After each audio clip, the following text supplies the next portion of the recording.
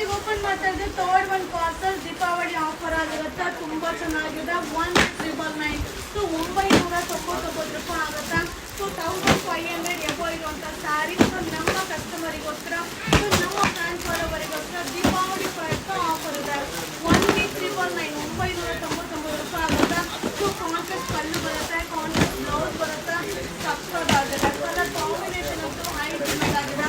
So ಹಾಗೆ ಈ weekend collection Saturday Sunday shop visit ಮಾಡಿದ್ರೆ ಈ ಆಫರ್ ಸ್ಯಾರೀಸ್ನ ಖಂಡಿತ ನೀವು ಬೈ ಮಾಡ್ಬೋದು.